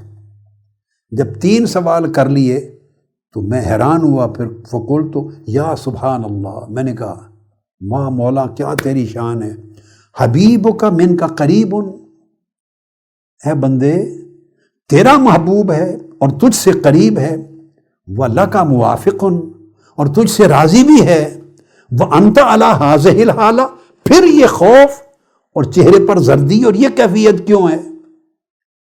پھر ایسی کیفیت کیوں؟ اس نے کہا، اما علمت ان عذاب القرب والموافقت اشد من عذاب البعد والمخالفہ. انہوں نے کہا اللہ کے بندے تمہیں معلوم نہیں کہ قرب اور موافقت کا جو امتحان ہوتا ہے یہ دوری اور مخالفت کے امتحان سے زیادہ شدید ہوتا ہے. جو آدمی دور ہے اللہ سے اسے کیا امتحان ہے، وہ تو غافل ہو چکا ہے، اس پہ تو پردے پڑ گئے ہیں. اور جو اللہ سے دور ہے اور اللہ کے احکام کا مخالف ہے اور اللہ بھی اس سے ناراض ہے اور اس کے دل پر مخالفت نے اتنے پردے ڈال دیے ہیں کہ اس کو پرواہ ہی نہیں رہی، تو اس کو کیا پرواہ ہے؟ وہ کسی عذاب میں نہیں ہے، عذاب اس کا بعد میں آئے گا. یہ عذاب ضرور ہے کہ پردے پڑ گئے اور وہ دور ہو گیا اللہ سے. مگر جب بندہ اللہ کے قریب ہوتا ہے اللہ اس کو قرب دیتا ہے اور موافقت اور رضا دیتا ہے تو ہر وقت وہ دل کو اللہ کے سامنے محسوس کرتا ہے. اللہ اس کا مشاہدہ کر رہا ہے، اللہ اس کو دیکھ رہا ہے اور اس کے قریب ہے اور اس سے راضی ہے اور اس پر انعام کرتا ہے. تو اس سے جو حیا پیدا ہوتی ہے، حیا، اس حیا کا امتحان اور آزمائش دنیا کی سب آزمائش سے بڑی. اس آزمائش میں یہ ہوتا ہے کہ کہیں مجھ سے بے ادبی نہ ہو جائے، کہیں مجھ سے خطا نہ ہو جائے، کہیں میں اپنے محبوب کو ناراض نہ کر بیٹھوں، کہیں اس کی موافقت کم نہ ہو جائے. یہ جو ہر لمحہ یہ کھٹکا رہتا ہے یہ انسان کو پریشان رکھتی ہے. اگر یہ پریشانی آپ کے قلب کو دل کو لاحق رہے تو سمجھیں اللہ پاک نے آپ کو اپنے چشمہ قرب میں سے کچھ چند قطرے دے دیے ہیں، اپنے قرب کا حصہ عطا کر دیا. کیونکہ یہ ساری چینجز آپ نے لانی ہے. حضرت ابو بکر الوراق بیان کرتے ہیں من نظر الی اللہ عز وجل بقلبہ قریبا بعد من کل شیء سوی اللہ تعالی، کہ جب پھر بندہ اپنے دل کو اللہ کے قریب کرتا ہے تو جب اس کو قرب الہی ملتا ہے تو اللہ کے سوا ہر شے اس کے دل سے دور ہو جاتی. کسی شے کی تمنا، کسی شے کا حرص، کسی شے کا لالچ، کسی شے کے لیے تڑپ اتنی نہیں رہتی جو لطف اور مزہ اور کیفیت اور سرور اللہ کی قربت میں نصیب ہوتا ہے. اور پھر قرب کی مثال کے طور پر اس کی علامات میں سے اور قرب کے معنی میں سے ہے کہ اللہ سے دور کرنے والی ہر شے اور اللہ کے ہر غیر کا دل سے علاقہ اور تعلق منقطع ہو جاتا ہے. دل سکون میں چلا جاتا ہے، منقطع کر لیتا ہے. دل جسم رہتا ہے تعلق میں، دنیاوی فرائض ادا کرتا ہے، واجبات ادا کرتا ہے، ذمہ داریاں ادا کرتا ہے، جسم کا تعلق رہتا ہے، مگر قلب اپنا تعلق کاٹ لیتا ہے.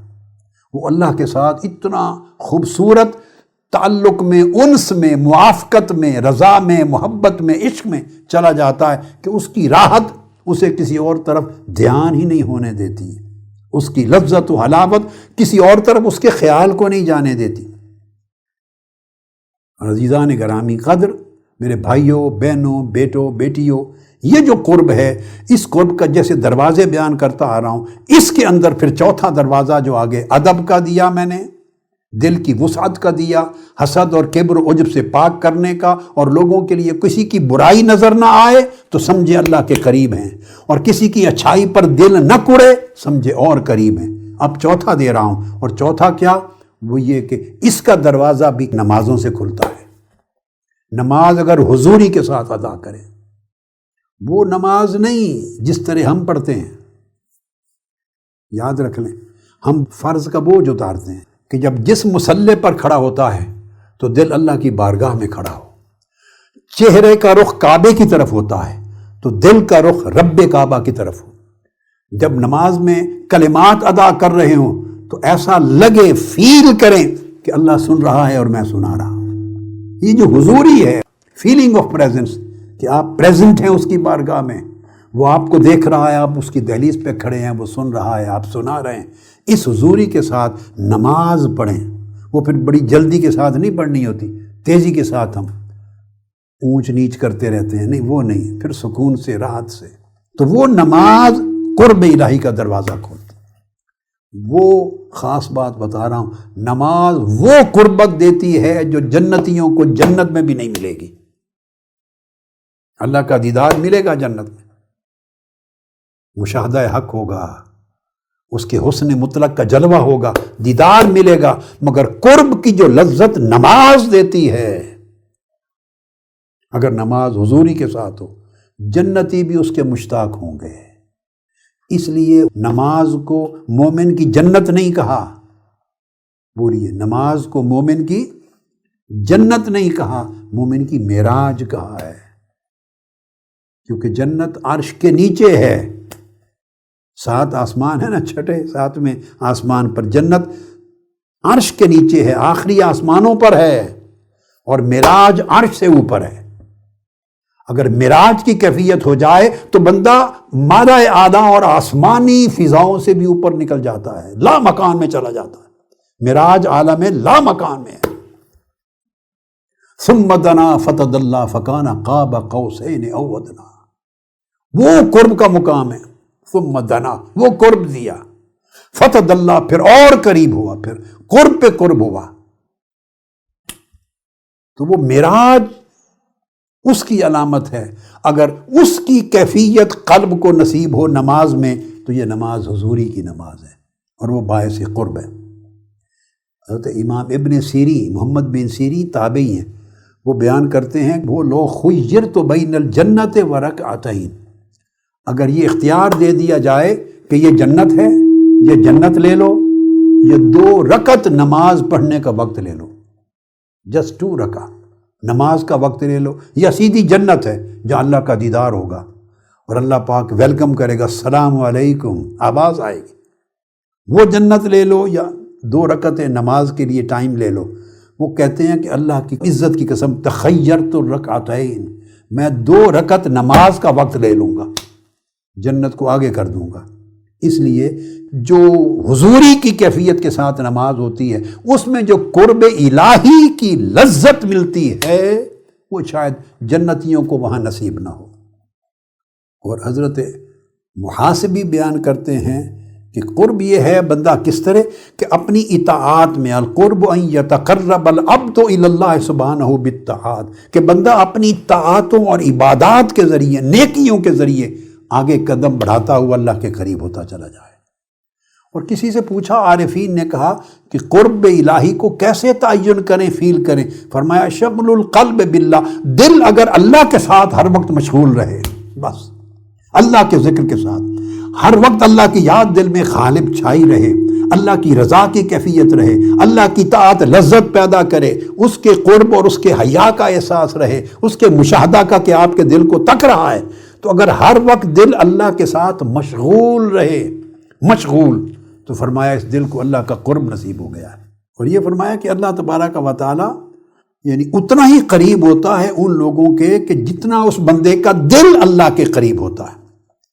اولیاء اور عرفاء کہا کرتے تھے، مقربین کہا کرتے تھے، کہتے ما نظرت الی شیء الا ونظرت اللہ تبارک و تعالی اقرب الی منہ، میں نے زندگی میں جس چیز کو بھی قریب سے قریب کر کے بھی دیکھا ہے، فرماتے اللہ کی عزت کی قسم اللہ کو اس سے بھی قریب دیکھا ہے۔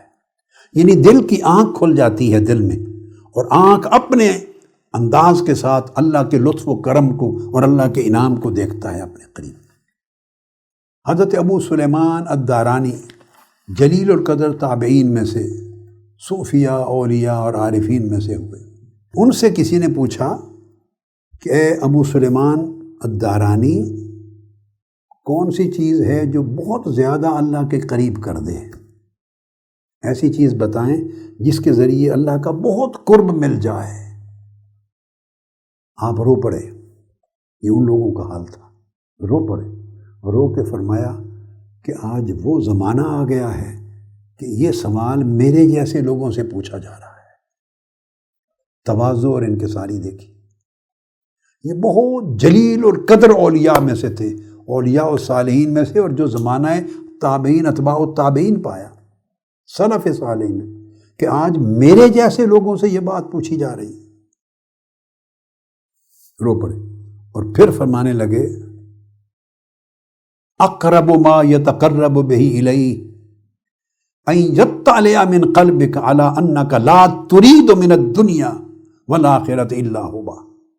فرمایا اگر یہ پوچھ ہی لیا ہے تو سن لو، وہ حال سب سے زیادہ اللہ کا قرب عطا کرتا ہے کہ اللہ خود آپ کے دل کو دیکھے تو وہ دنیا اور آخرت کی کوئی شے بھی نہ پائے آپ کے دل میں، اس کی طلب، اس کی خواہش، اس کی لذت، سوائے اللہ کے۔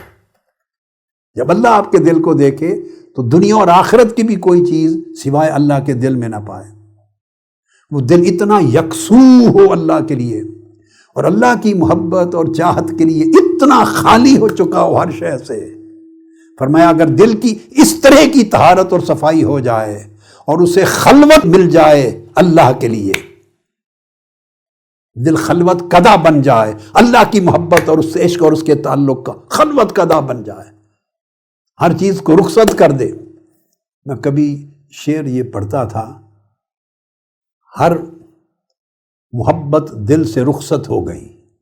واہ واہ واہ، ہر محبت دل سے رخصت ہو گئی، اب تو آ جا، اب تو خلوت ہو گئی. جب دل میں ایسی خلوت ہو جائے تو فرمایا اللہ پاک اپنا قرب عطا کرتا ہے. اور اللہ رب العزت کے قرب کی پھر علامتیں 3 ہیں، یعنی آپ کو پتہ چل جاتا ہے، آپ گیس کر سکتے ہیں کہ میں قریب جا رہا ہوں، مجھے قرب الہی حاصل ہو رہا ہے. سیدنا امام جعفر الصادق رضی اللہ تعالیٰ عنہ نے بیان کیا کہ 3 علامتوں سے بندہ گیس کر سکتا ہے کہ میں قرب الہی حاصل کر رہا ہوں، اس کی طرف جا رہا ہوں. نمبر 1، اللہ پاک اس کو علم عطا کرے، یعنی دین کا کسی چیز کا صحیح فہم، جائز ناجائز میں فہم عطا کرے، اور ساتھ اس علم پر عمل کی توفیق عطا کرے.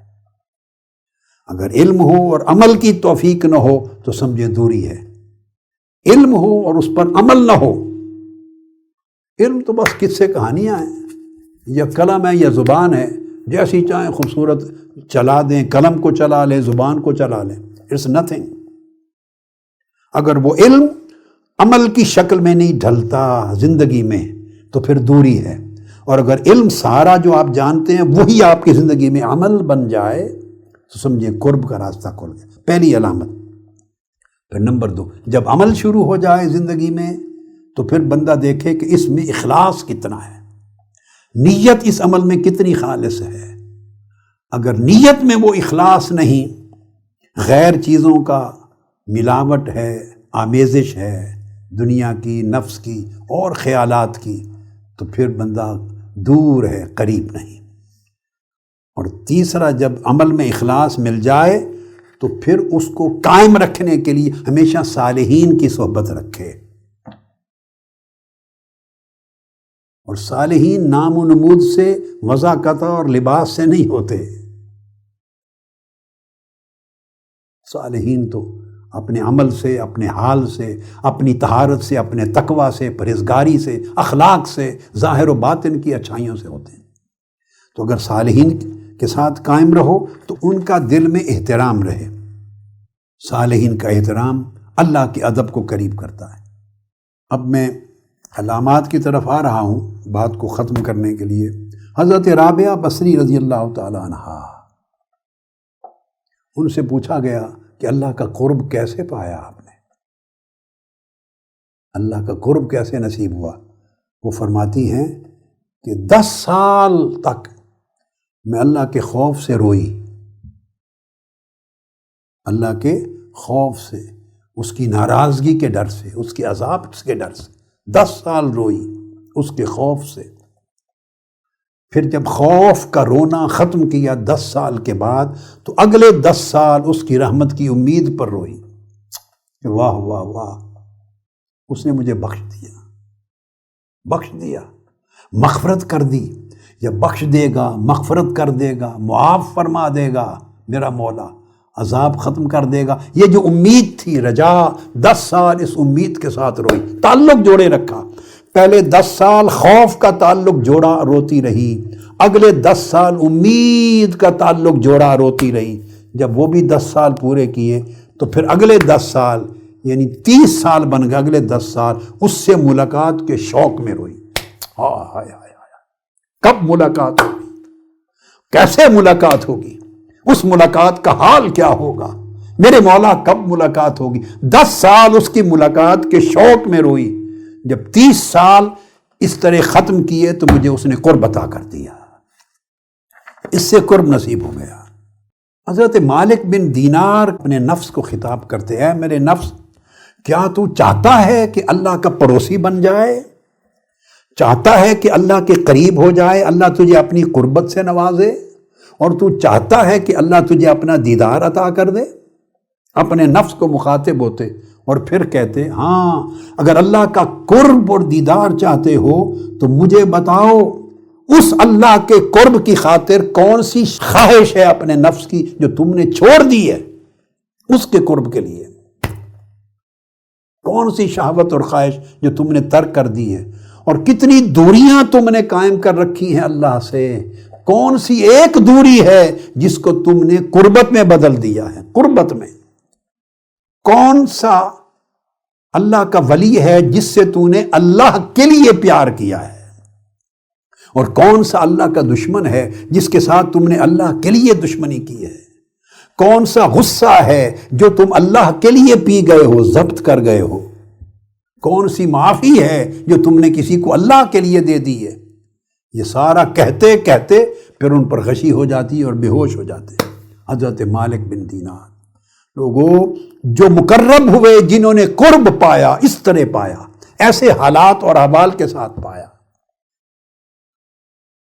ایک شخص حضرت امام حسن بصری کی خدمت میں آتا ہے، امام حسن بصری سے کہتا ہے کہ میری ایک بیٹی ہے، ہر وقت اللہ کی یاد میں، اللہ کے خوف میں، اللہ کے عشق میں، اس کی تڑپ میں روتی رہتی ہے، اور اتنی مدت ہوئی کہ روتے روتے اب اس کی بینائی جا رہی ہے، آنکھوں کی بینائی جا رہی ہے۔ آپ آ جائیں، اس کو کچھ سمجھائیں، دعا بھی فرمائیں، سمجھائیں، تاکہ وہ اپنی آنکھوں کی بینائی بچا لے۔ حضرت امام حسن بصری اس کے ساتھ چلے گئے، جا کے اس بیٹی سے پوچھا کہ بیٹی اپنے آپ پر کچھ رحم کر، کچھ نرمی کر، اتنا کیوں روتی ہو، اتنی پریشان کیوں کرتی ہو؟ اس بیٹی نے جواب دیا، اے استاذ، اے میرے شیخ، امام حسن بصری کو، میرے شیخ، میں سوچتی ہوں کہ میری آنکھوں کی حالت دو حالتوں میں سے ایک ہوگی، دو حالتوں میں سے ایک حالت ہوگی۔ ایک حالت یہ ہو سکتی ہے کہ اللہ کے دیدار کے قابل ہوں میری آنکھیں، سبب بتا رہی ہیں رونے کا۔ ایک حالت یہ کہ اللہ کے دیدار کے قابل ہوں گی، ان آنکھوں کو دیدار نصیب ہوگا، وہ انہیں اس قابل ٹھہرائے گا کہ آؤ حجاب اٹھا دو، اس میری عاشقہ کو دیدار دے دو میرا۔ دوسرا چانس یہ ہے کہ فیصلہ کر دے یہ آنکھیں اللہ کو تکنے اور اس کا دیدار کرنے کے قابل نہیں ہیں۔ تو فرماتی ہیں اگر میری آنکھیں اس کے دیدار کے قابل نہیں ہوں گی، جو دیدار کا دن آئے گا، جو دیدار کا وقت آئے گا اس کے دیدار کے قابل نہیں، تو پھر انہیں نابینا ہی ہو جانا چاہیے، پھر ان کی بینائی رہنی نہیں چاہیے۔ کیوں بینا رہیں؟ اگر اس کے دیدار کے قابل نہیں ٹھہرائی جائیں گی تو نابینا ہو جائیں۔ اور پھر سوچتی ہوں کہ اگر یہ دیدار کے قابل ہوں گی اور ان سے پردہ اٹھایا جائے گا اور انہیں دیدار کرایا جائے گا، تو پھر میں روتی اس لیے ہوں کہ اے میری آنکھوں، تم دو ہو، 2000 آنکھیں ہو تو سب قربان کر دوں اس نصیب پر کہ تمہیں مولا کا دیدار عطا ہوگا۔ پھر میں ان کی خوش نصیبی پہ روتی ہوں، اگر دیدار نہیں کر سکتی تو بد نصیبی پہ روتی ہوں، اور اگر دیدار نصیب ہوگا تو خوش نصیبی پہ روتی ہوں۔ دیکھیے جب قرب ہو جاتا ہے تو احساسات بدل جاتے ہیں، تصورات بدل جاتے ہیں، آدمی کی سوچ کا رخ بدل جاتا ہے، زاویے بدل جاتے ہیں، ہماری سوچیں ہی نہیں بنتی۔ عشق کا تعلق جب اللہ سے قائم ہوتا ہے اور قرب الہی نصیب ہوتا ہے اور اس کی لذت اور حلاوت میں سے آدمی کچھ جام پیتا ہے تو ویو پوائنٹ بدل جاتا ہے، یوں سوچتا ہے انسان۔ تو امام حسن بصری اٹھ گئے، فرمایا کہ بیٹی میں تو تمہاری درد کا مداوا کرنے آیا تھا، مگر خود سراپا درد بن کے جا رہا۔ واہ واہ واہ، تمہارے درد کا مداوا کرنے آیا تھا، تمہاری بات سن کر سراپا درد ہو کے جا رہا ہوں۔ میں تمہارا طبیب اور معالج بن کے آیا تھا، اب خود مریض ہو کے جا رہا ہوں۔ یہ ہے کیفیت جب قرب الہی نصیب ہوتا ہے تو اس کے اثرات ہوتے ہیں، اس سے سوچ بدلتی ہے، اس سے خیالات بدلتے ہیں انسان کی زندگی میں۔ اور یہ تبھی ہوتا ہے کہ جب آدمی اپنی جو بشریت ہے، انانیت ہے، اس کے پنجرے سے باہر نکلتا ہے۔ اے بندے، اے انسان، جب تک تو اپنے نفس اور نفسانیت سے خروج نہ کرے، ہجرت نہ کرے، باہر نہ نکلے اس نفس اور نفسانیت کے وطن سے، نفسانیت کے دیس سے جب تک خروج نہ کرے، یہ جو بشری اوصاف ہیں اور نفسانی شہوات ہیں، ان کا لبادہ ہے، یہ ایک وطن ہے جس کے ساتھ تو مانوس ہو گیا ہے، طبیعت راحت پا گئی ہے۔ جب تک ان کو ترک نہ کرے اور اس وطن سے باہر نہ نکلے، اس وقت تک تیری بندگی کا مقام متحقق نہیں ہوتا، بندگی مضبوط نہیں ہوتی، اور جب تک وہ بندگی قائم نہ ہو تو تمہارے اوپر قرب کا راستہ نہیں کھلتا۔ جن خوش نصیبوں پر قرب کا دروازہ کھولتا ہے اور ان کے دل اللہ کے ساتھ اس کی حضوری میں، اس کی بارگاہ قربت میں جڑ جاتے ہیں، حضوری پا لیتے ہیں، پھر ان کا یہ ہوتا ہے کہ ظاہر ان کا ہمیشہ خالق کے ساتھ رہتا ہے، وہ ہمیشہ مخلوق کے ساتھ، بچوں کے ساتھ، فیملی کے ساتھ، دوستوں کے ساتھ، آفس کے ساتھ، کولیگز کے ساتھ، ہمیشہ ان کے ساتھ اٹھتے بیٹھتے کھاتے پیتے ہنسی مذاق کرتے زندگی گزارتے ہیں، انہی میں سے ہوتے ہیں۔ ظاہر خالق کے ساتھ ہوتا ہے مگر باطن حق کے ساتھ رہتا ہے، وہ قلب کے ساتھ جڑا رہتا ہے، ہر وقت اللہ کے انعامات کا مشاہدہ کرتے ہیں۔ کیونکہ یہ راستہ قرب کا ایسا ہے، اس کے دو عنوانات ہیں، قرب کا راستہ، قرب الہی کا ایک عنوان اس کا فصل ہے، فصل، دوسرا عنوان وصل۔ فصل ہے جدائی، وصل ہے ملاپ۔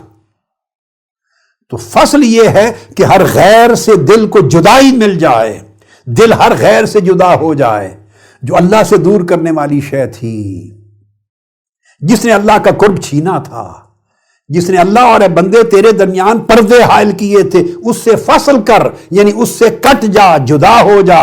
جب اس سے جدا ہوتا ہے تو وصل نصیب ہو جاتا ہے، بندہ ادھر سے کٹتا ہے تو ادھر سے جڑتا ہے، یہ مقام وصال ہوتا ہے۔ حضور سیدنا غوث العظم شیخ عبد القادر جیلانی رضی اللہ تعالیٰ عنہ، میرے شیخ قدوۃ الاولیاء حضور سیدنا طاہر علاء الدین الجیلانی رضی اللہ تعالیٰ عنہ، ان کے جد امجد اور کل اولیاء کے سلطان غوث العظم غوث الثقلین سیدنا شیخ عبد القادر محی الدین الجیلانی رضی اللہ تعالیٰ عنہ کا قول بتاتا ہوں۔ آپ نے فرمایا کہ اے بندے، جب تو مخلوق سے مر جاتا ہے، اذا مت عن الخلق، مخلوق سے اپنے دل کے رشتے کو توڑ دیتا ہے، مر جاتا ہے، عن الخلق، قیل لک رحمک اللہ، تو تمہیں کہا جاتا ہے اللہ نے تم پہ رحم فرما دیا۔ یعنی دل کا علاقہ جب مخلوق سے، دنیا سے، جاہ و منصب سے، خواہشات سے کٹتا ہے، آواز آتی ہے ہاتف غیبی سے، اللہ نے تم پہ رحم فرما دیا۔ اماتک عن ہواک، تو اپنی خواہشات نفس سے مر گیا۔ وَإِذَا مِتَّ عن ارادتک، اور پھر جب اس کے بعد اگلا سٹیپ، پھر آپ اپنے ارادے کو فنا کرتے ہیں اور اللہ کے ارادے میں اس کو رکھ لیتے ہیں، تو تمہیں کہا جاتا ہے رحمک اللہ، اللہ نے تم پہ رحم کیا۔ اماتک عن ارادتک و مناتک، تیرا ارادہ مر گیا اور تیرے اندر مولا کا ارادہ قائم ہو گیا، اللہ کا ارادہ۔ پھر ایک سٹیج آتی ہے وَإِذَا مِتَّ عن ارادتک، کر کے اپنا ارادہ بھی ختم کر دیتا ہے جب آدمی، تو پھر اس کو آواز آتی احیا کا، تجھے زندہ کر دیا گیا، حیات طیبہ دے دی گئی۔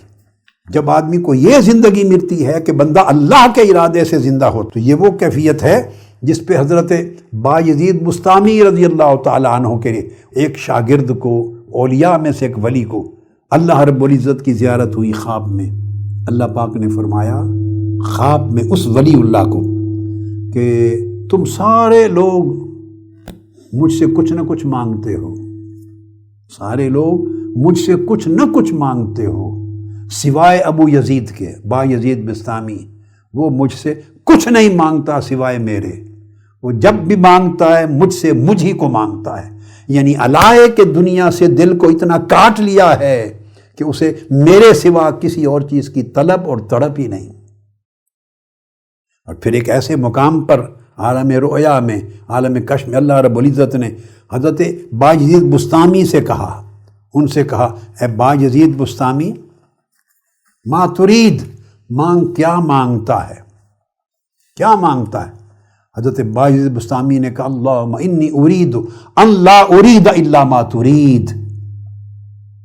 واہ واہ واہ واہ، عرض کی اللہم انی ارید ان لا ارید الا ما ترید، اے اللہ میں صرف یہ چاہتا ہوں کہ کچھ نہ چاہوں سوائے اس کے جو تو چاہتا ہے۔ عرض کیا باری تعالیٰ میں فقط یہ چاہتا ہوں کہ کچھ نہ چاہوں سوائے اس کے جو تو چاہے، یعنی میرے سارے ارادے تیرے ارادے میں فنا ہو جائیں، میری چاہتیں تیری چاہت میں فنا ہو جائیں، میری خواہش تیرے امر میں فنا ہو جائیں، ساری دوریاں تیری قربت میں فنا ہو جائیں۔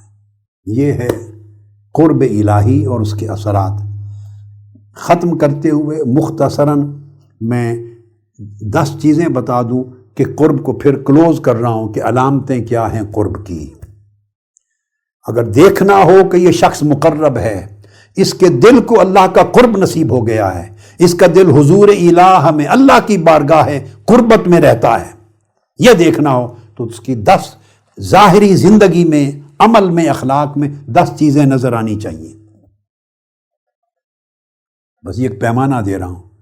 سب سے پہلے ہر معاملے میں اس کے دل میں اللہ کا حیا ہو، اس کے بعد آگے جو بھی زندگی میں ہو جائے اس کا دھیان اللہ کی رضا پہ رہے، شکوہ کناہ نہ ہو، اللہ کا حیا ہو اس کے عمل میں اور اس کے دل میں فقط اللہ کی رضا ہو۔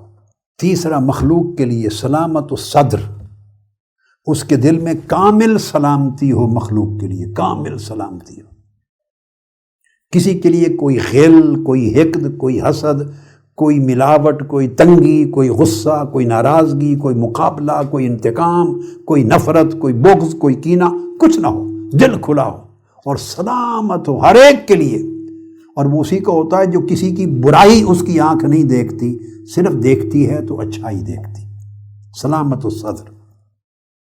چوتھا، توکل علی اللہ، دنیا اور آخرت کے جمیع امور میں اللہ پہ توکل رہے، اس کو عملی زندگی میں ہر چیز میں ایفرٹ کرے، اسٹرگل کرے، مگر توکل نہ ٹوٹے، یعنی کبھی مایوس نہیں ہوتا، سٹریسفل نہیں ہوتا، اس کے اوپر ڈپریشن نہیں ہوتا، ڈپریس نہیں ہوتا، اللہ پہ توکل ہے، راضی رہتا۔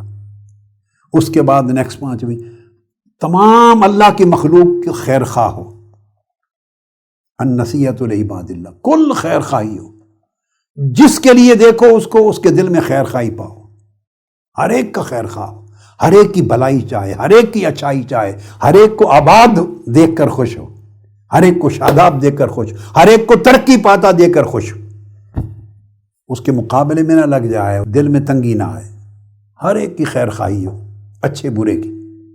پھر والرحمت للعصاة، اگر گناہگار بھی ہیں تو ان کے لیے بھی اس کے دل میں رحمت و شفقت ہو۔ وہ تبھی ہوتی ہے کہ اس کی گناہگاری پہ ہر وقت آنکھیں نہ جمائے رکھے، اس نے یہ کیا یہ کیا ہے، گناہگاری پہ نگاہیں جمائے گا، خرابیوں پہ جمائے گا تو بندہ کسی کے ساتھ بھی شفقت نہیں کر سکتا۔ اللہ بھی اگر ہماری گناہگاری اور ہماری خرابیوں پر اپنی نظر رکھتا تو اللہ بھی مخلوق پہ شفقت نہ کرتا۔ اللہ کی رحمت کے اس تصور کو لینا چاہیے۔